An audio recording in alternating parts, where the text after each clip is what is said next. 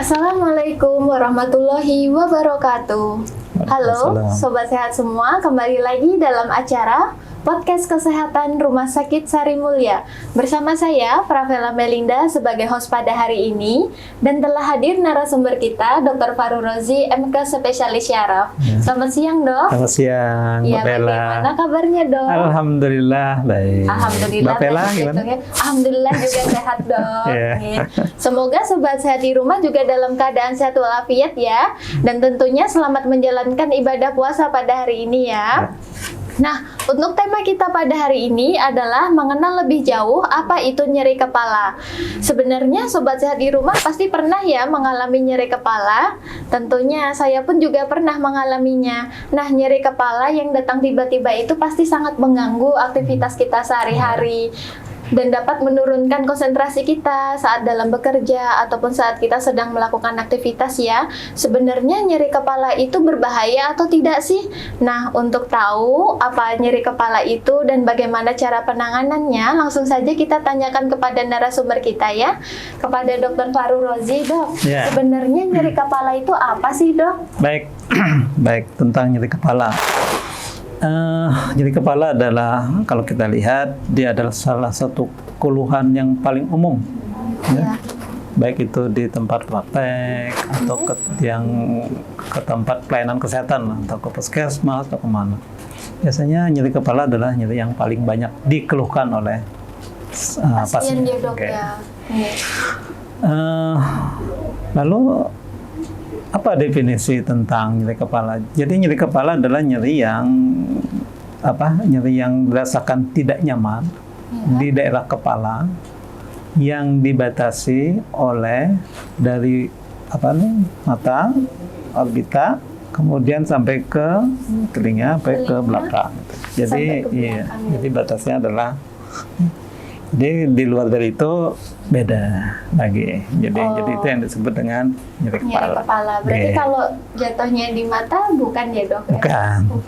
Mata, hidung, mulut, gigi itu bukan masuk kategori nyeri kepala. Nanti itu daerah masuk nyeri wajah. Nyeri wajah ya, Dok ya.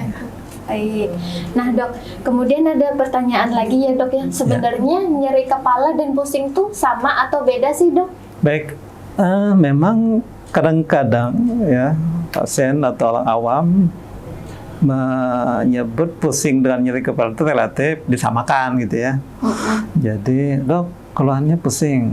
Begitu kita tanya lebih lanjut, pusingnya seperti apa gitu? Seperti nyut-nyut, Dok. Itu bukan pusing namanya. Bukan pusing, itu ya, Dok, ya? karena nyeri kepala.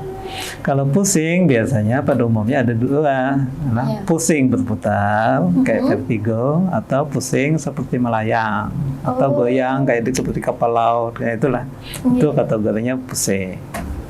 Kalau nyeri kepala seperti berdenyut, rasa kayak penuh, rasa kayak mau pecah, itu golongannya nyeri kepala. Nyeri kepala.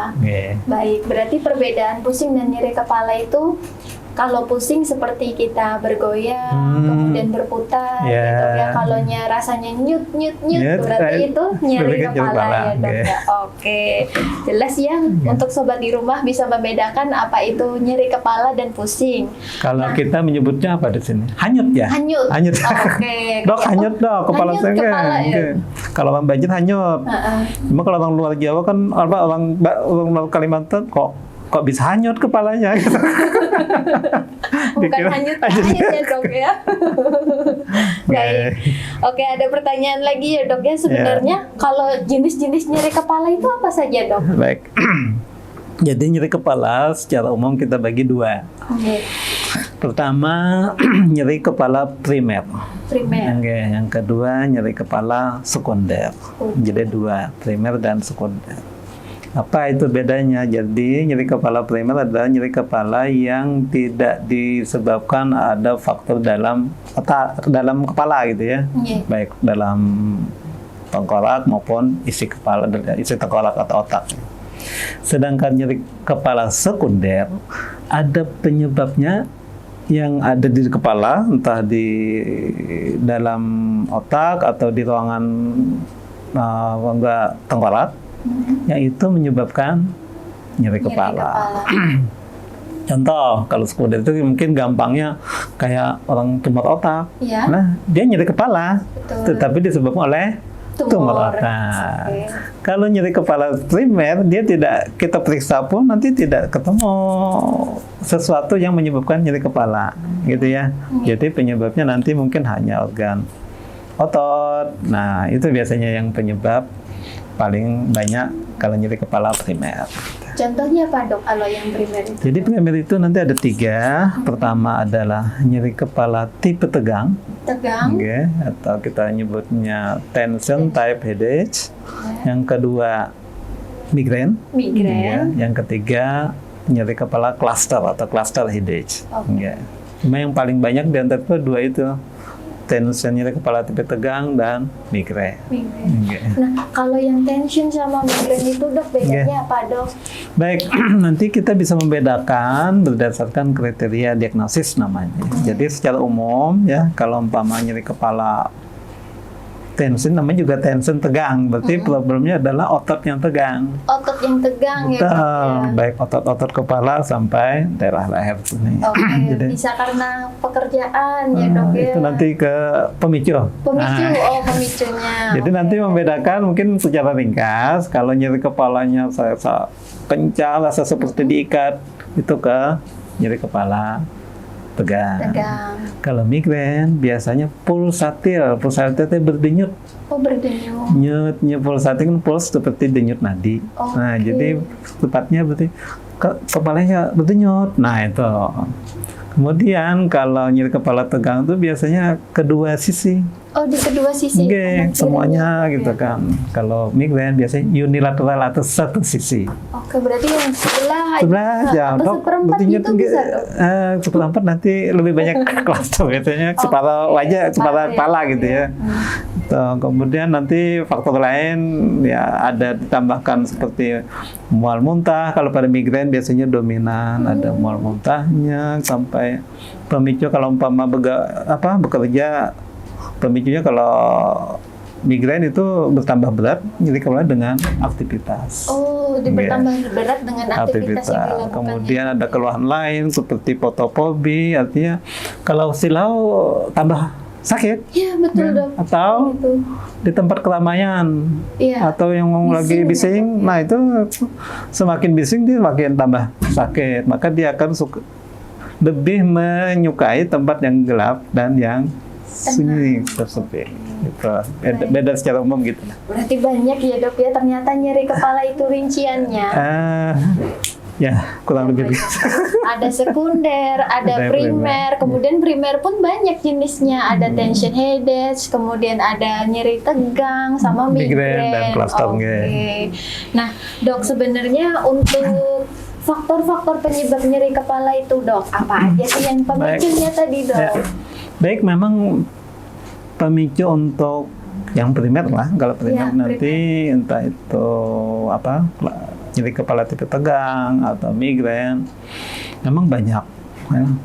Misalnya karena faktor kelelahan, capaian, kurang tidur biasanya, kemudian problem mungkin stres pikiran, dalam tekanan, dalam kadang-kadang penyakit akhir tahun tuh. Kalau ada bikin laporan akhir tahun. Oke, banyak dikejar ya dok ya laporan-laporan. Kalau yang pegawai bulanan mungkin akhir bulan. Akhir bulan. Atau ini menjelang hari raya. THR belum dapat. Bisa menyebabkan nyeri kepala. Oke. Kapela udah? Sudah dok. Itu udah hilang. Sudah hilang dok. Oke dok. Itu dan banyak lain mungkin faktor makanan juga.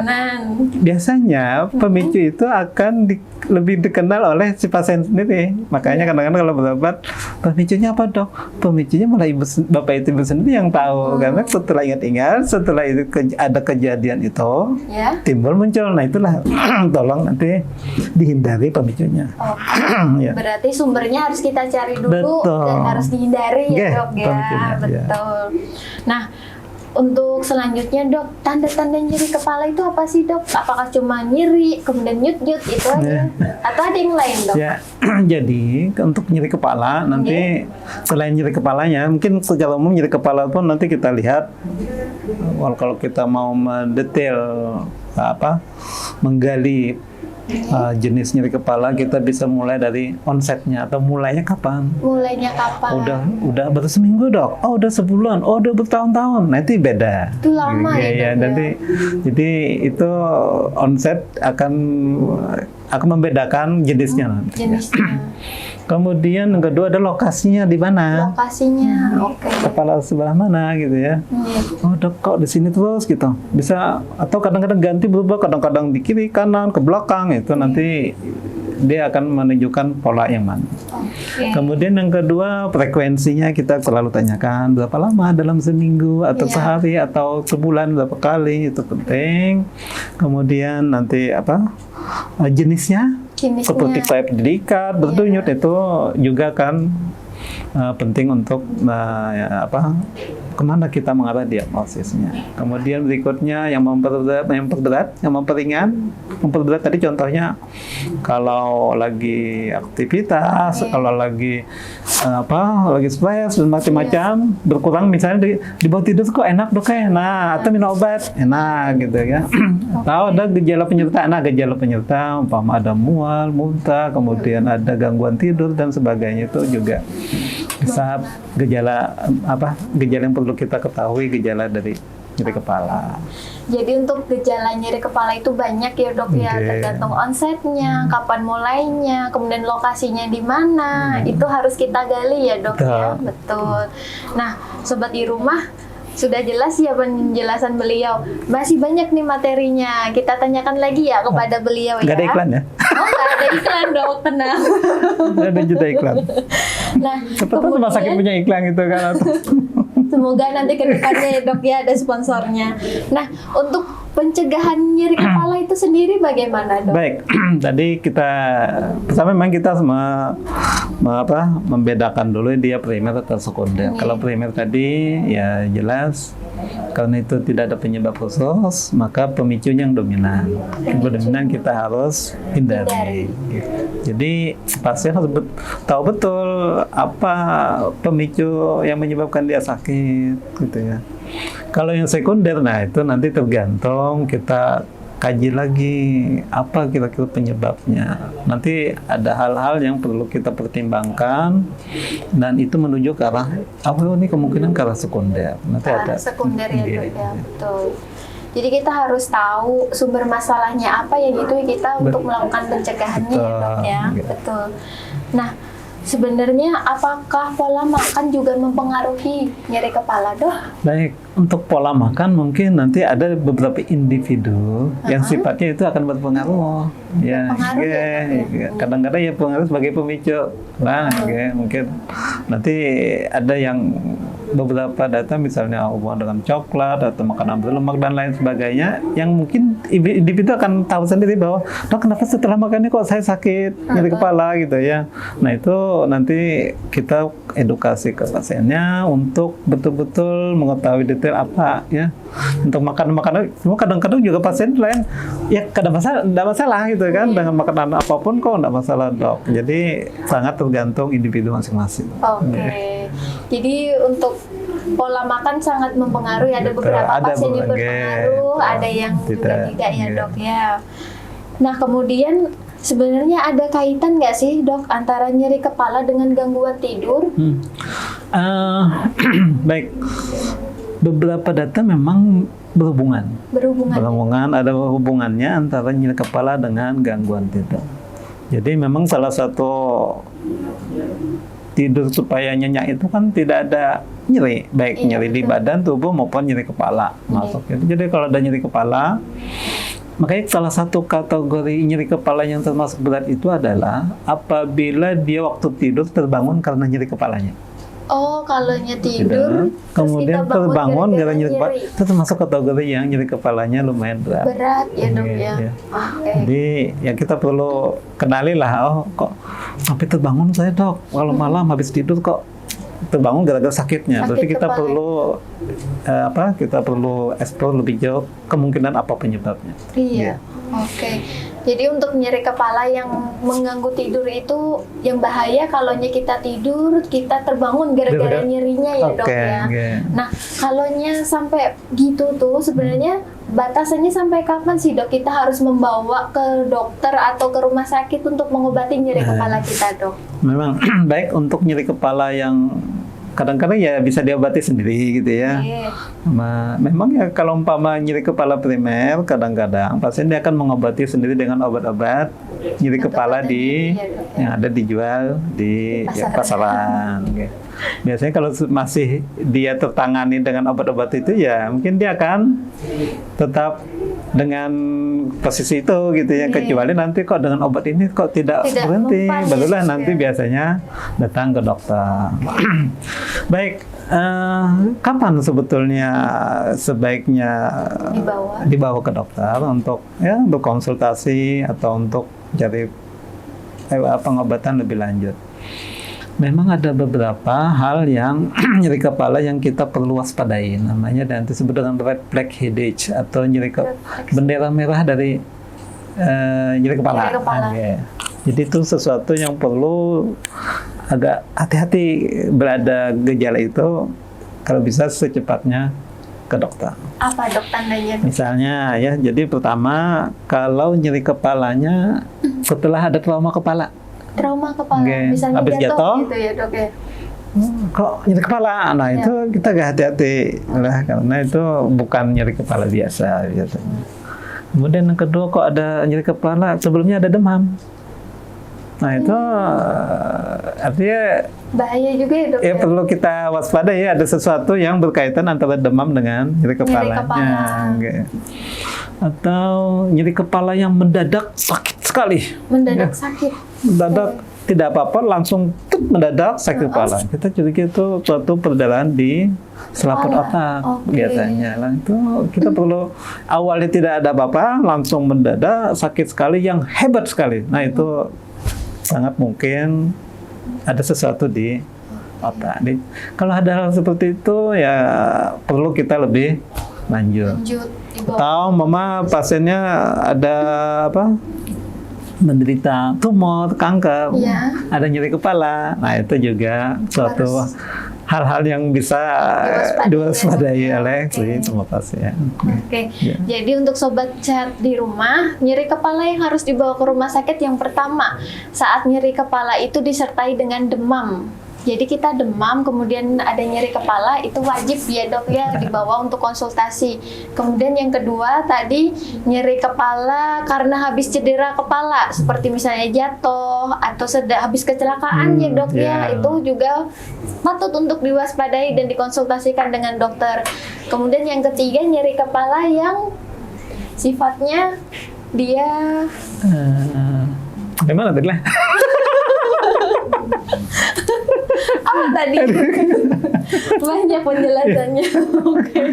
Intinya kalau nyeri kepala yang datang tiba-tiba dan sangat sakit, nah itu ya dok ya tadi, itu juga wajib diwaspadai.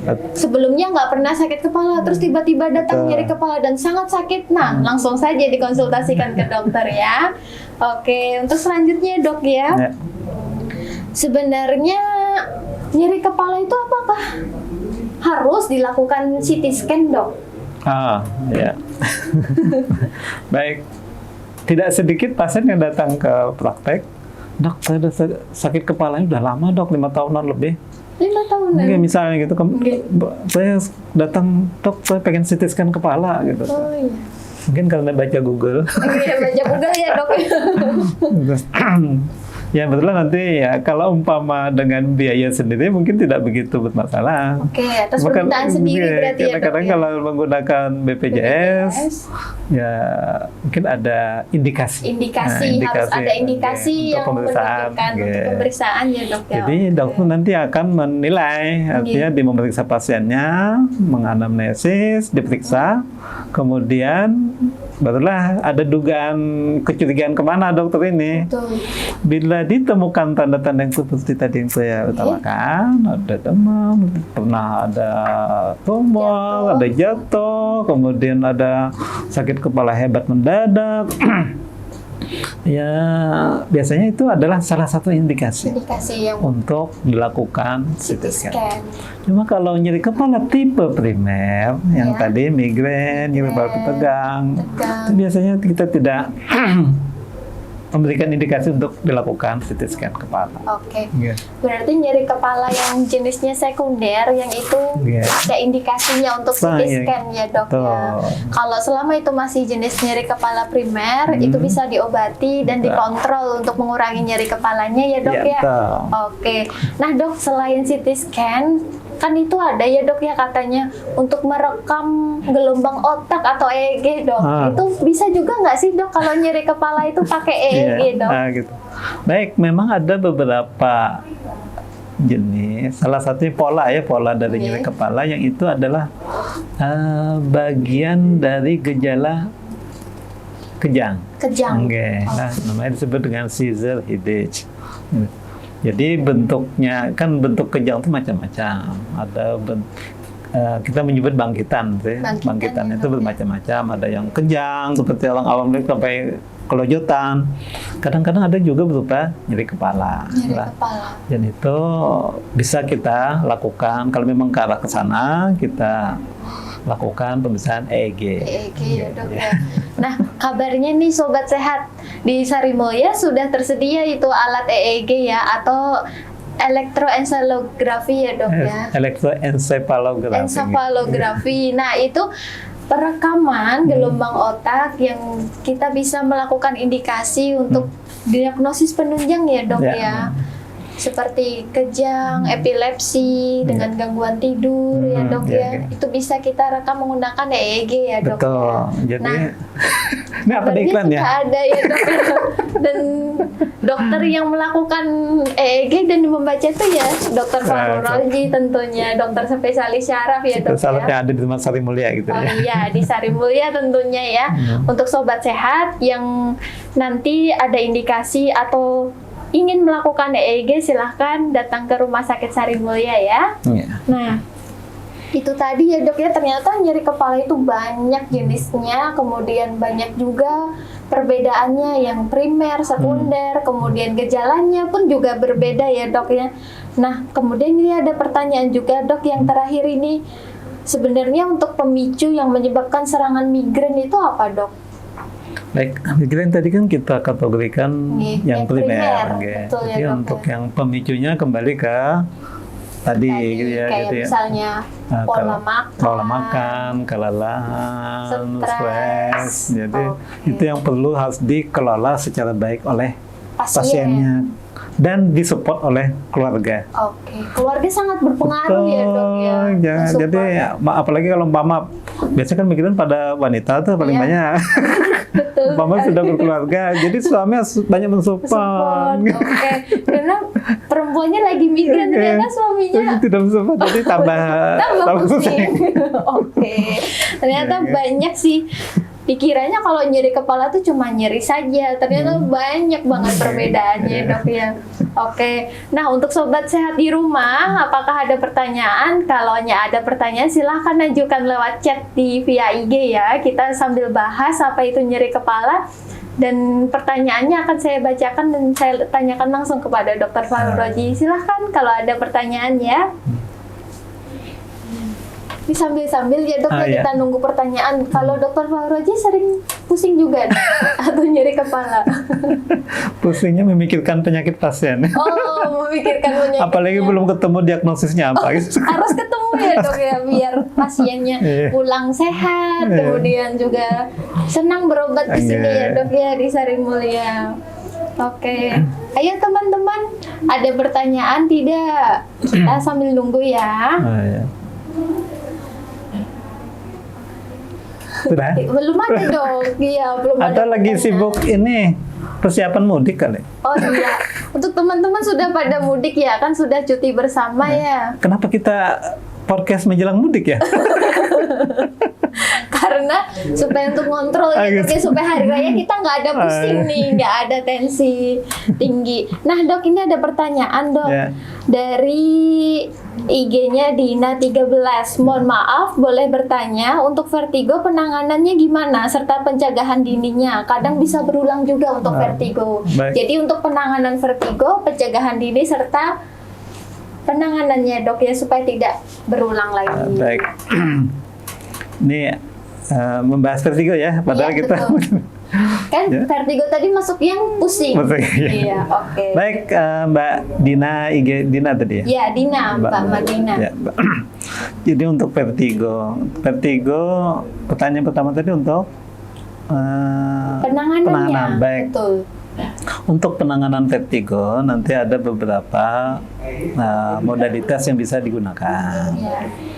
Pertama bisa menggunakan obat-obatan. Obat-obatan ya dok ya. Makanya disebut dengan terapi farmakologis. Oke. Nanti untuk terapi farmakologis nanti sebaiknya menghubungi dokter, nanti akan diperiksa,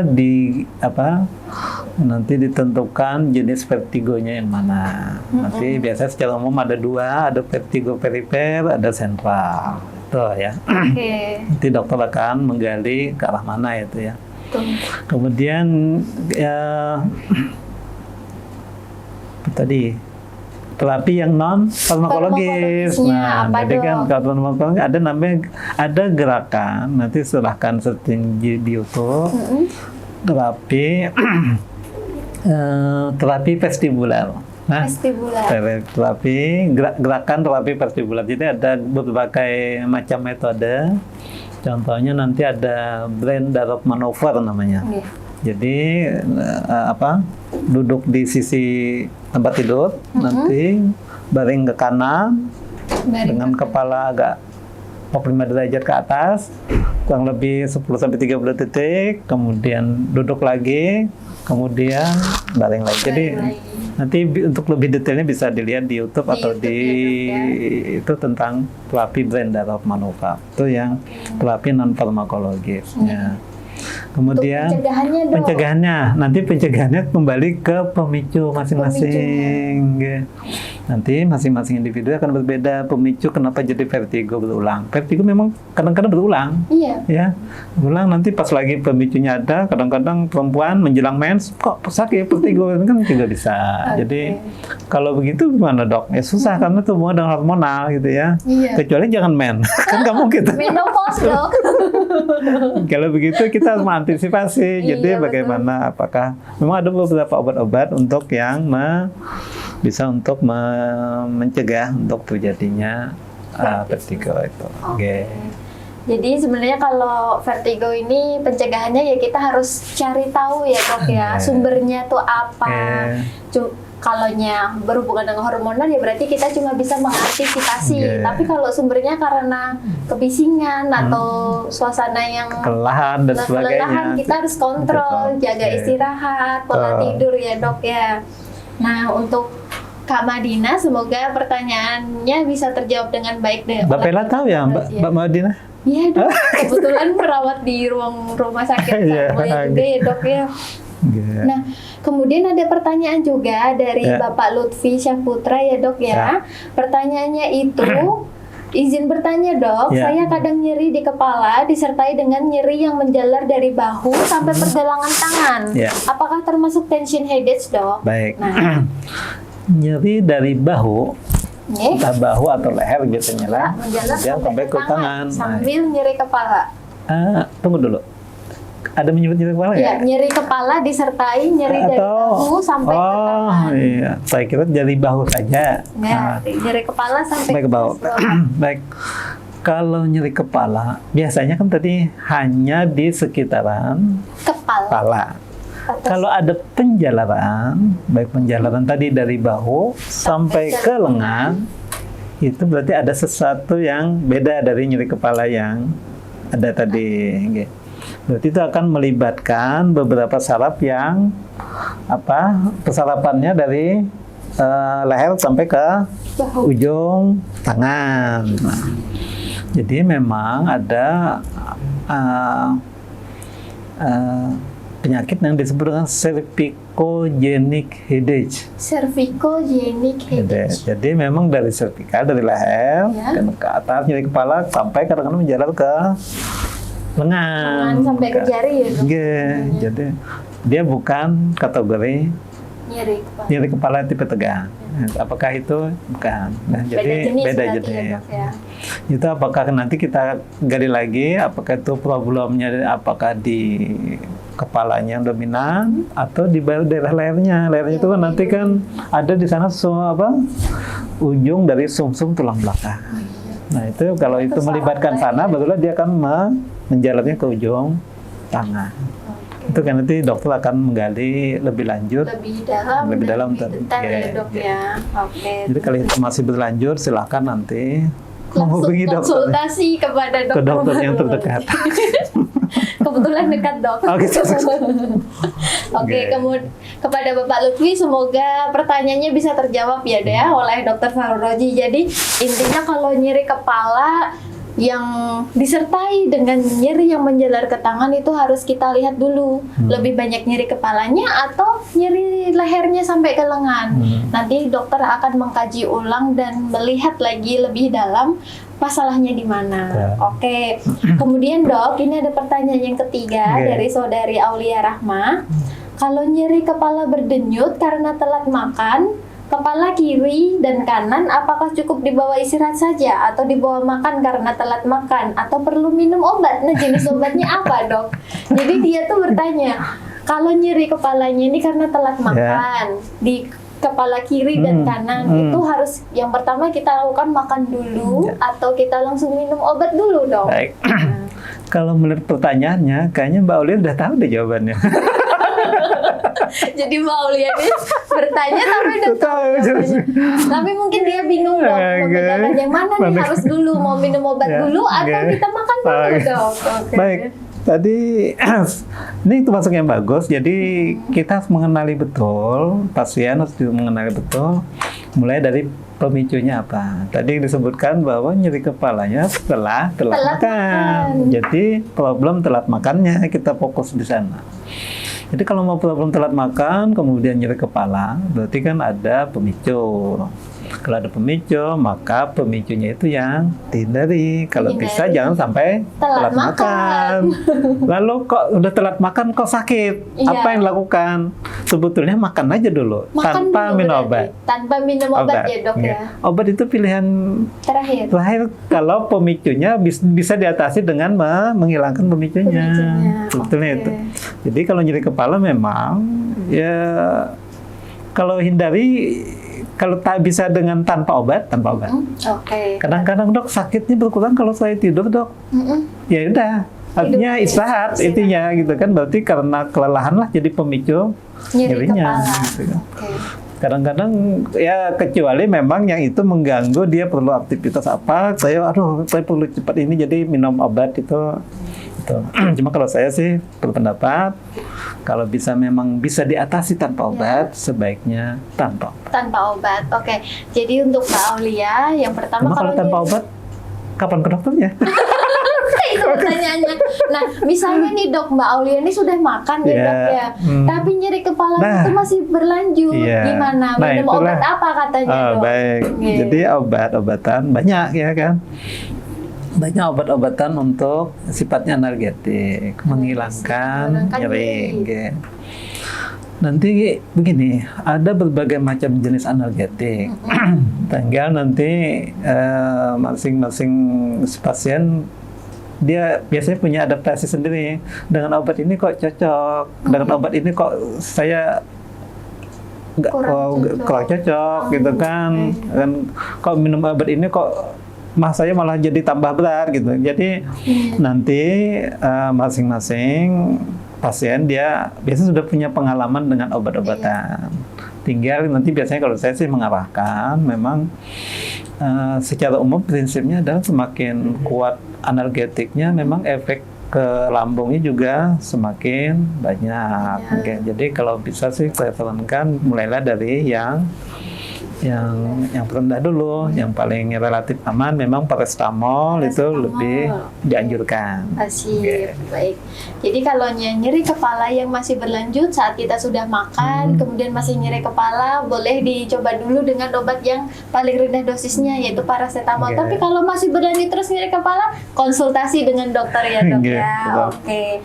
Nah dok, untuk Tunggu dulu, untuk paracetamol kadang-kadang orang menganggap itu bukannya obat demam dok. Iya, itu pertanyaannya dok. Gimana Kalau dok? saya dikasih paracetamol dok, kan saya tidak demam. Jadi sebenarnya gimana dok? Jadi paracetamol memang kategorinya termasuk analgetik. Analgesik ya dok. Walaupun nggak tingkat kekuatan analgetik, dia relatif rendah. Kita memberi obat karena kan tergantung. Nanti ada yang disebut dengan step ladder WHO. Jadi penanganan analgetik bisa di searching di Google namanya analgetik step ladder. Jadi nanti secara umum dibagi 3. Jadi kepala itu ringan, sedang, berat. Jadi ringan kita beri obat-obat yang golongan yang ringan, sedang juga yang sedang, berat juga yang sampai morfin kita bisa berikan. Itu yang udah paling berat ya nggak mungkin pokoknya yang ringan kita kasih morfin gitu kan. Jadi disesuaikan dengan kategori nyerinya. Jadi kalau tadi penyebabnya telat makan, mungkin cukup dengan yang kategorinya yang ringan. Oke. Baik ya, sudah jelas ya Mbak Aulia ya. Semoga pertanyaannya terjawab dan kenal dengan Mbak Aulia? Kenal dok, kebetulan teman saya. Kok teman semuanya? Udah janjian mungkin. Nah, untuk Mbak Aulia jangan telat makan ya, supaya nggak nyeri kepala ya. Mbak Aulia di mana dinasnya? Dia di Sampit dong. Oh, di Sampit. Dinas di Banjarbaru. Oh gitu. Maksud saya di bagian yang memang kadang-kadang misalnya yang telat makan di OK.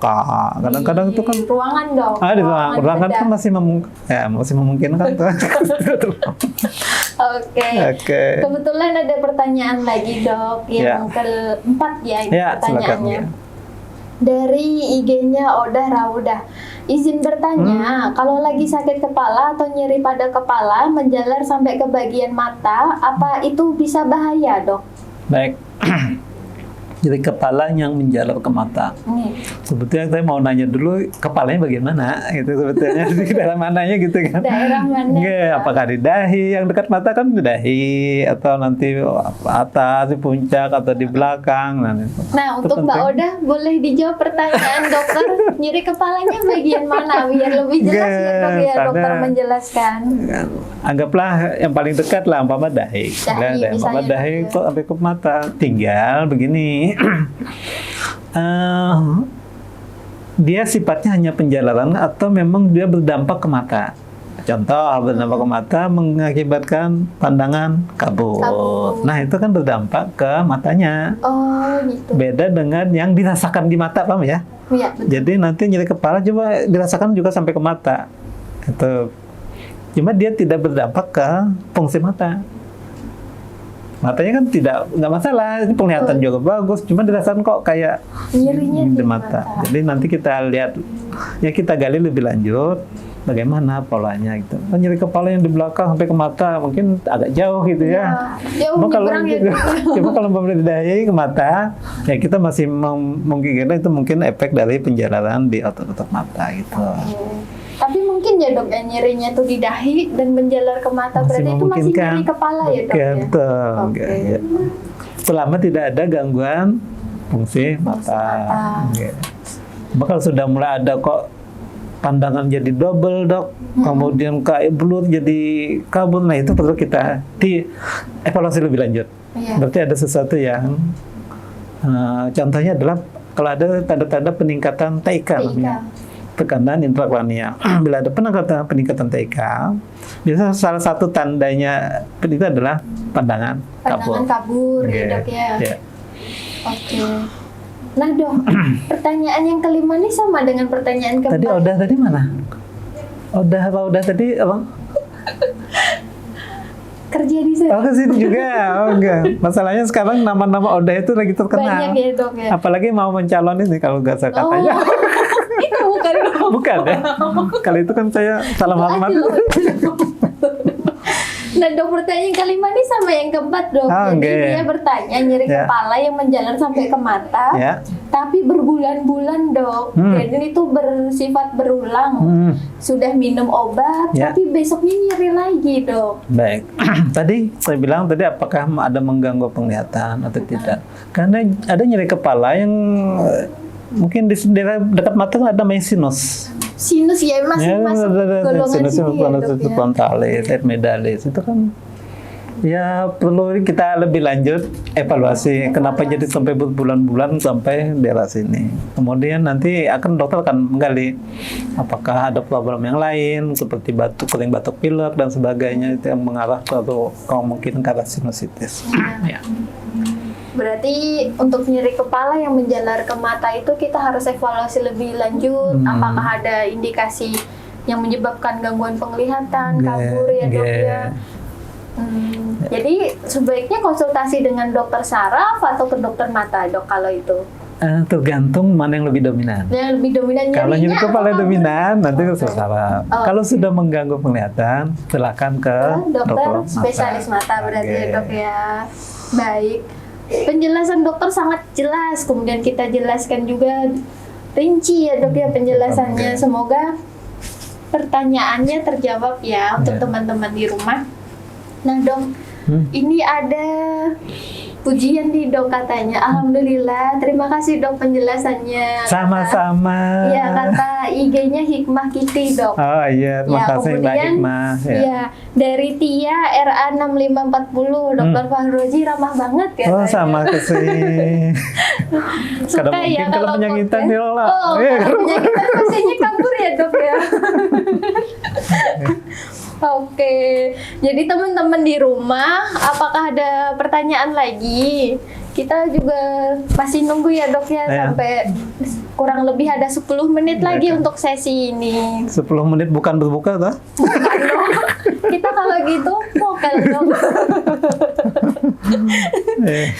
Aduh, banyak nih dok yang nonton, sekitar 22 orang, dan alhamdulillah terbantu dengan podcast kita hari ini dok. Iya.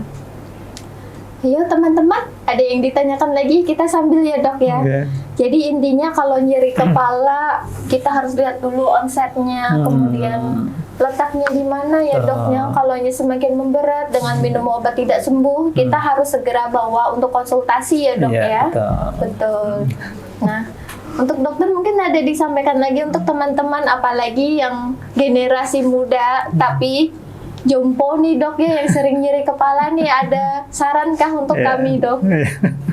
Baik, jadi untuk nyeri kepala tadi memang secara umum sih kebanyakan jenisnya yang tipe primer, artinya tidak membahayakan. Tidak membahayakan. Mungkin mengganggu ya, bahaya tidak. Gitu. Jadi kadang-kadang pasien itu kan lebih khawatirnya kadang-kadang dok ini bahaya enggak, gitu kan. Jadi makanya kita perlu mengenali jenis ini apakah termasuk yang primer kah, atau sekunder. Baik. Ada kiatnya dok? Kiat untuk kita tidak nyeri kepala. Baik, untuk nyeri kepala memang sesuatu yang manusiawi lah. Manusiawi sebenarnya dok ya, wajar aja. Ya jangankan pasien, dokternya juga nyeri kepala gitu kan. Nyeri kepala, oke. Mungkin dokter itu udah tahu deh dia nih tipenya yang mungkin ya migrain atau tension headache, jadi relatif ya tidak membahayakan, mengganggu cuma nanti tinggal pemicunya apa gitu ya. Harus dihindari. Kadang-kadang yang sulit itu memang kalau itu pekerjaan. Contoh, dia pekerjaannya sampai dinas malam, penjaga malam. Dok, kalau saya begadang sakit kepala, loh. Dinasnya dia shift malam, jadi security kan sulit. Jadi itu tinggal nanti kita betul-betul mengedukasi ya. Kalau disuruh menghentikan pekerjaan kan lain, jadi nanti tinggal solusinya, misalnya itu hubungan dengan lama jam tidur umpama. Jadi begitu tidak dinas digunakan betul untuk istirahat. Baik. Oke, terima kasih. Sekarang itu agak sulit loh mencari istirahat. Iya dok. Karena HP selalu di tangan. Nanti ada IG, sosmed dok. Iya betul. Nanti mau istirahat tapi tiba-tiba udah jam 1 malam dok. Betul. Jadi nih untuk sobat sehat di rumah, ingat waktu istirahat, ingat jam tidur, jaga pola makan ya dok ya. Kita harus kurangi nyeri kepala. Sebenarnya nyeri kepala itu hal yang wajar, tapi sebisa mungkin kita harus mengontrol supaya kita tidak nyeri kepala ya dok ya. Betul.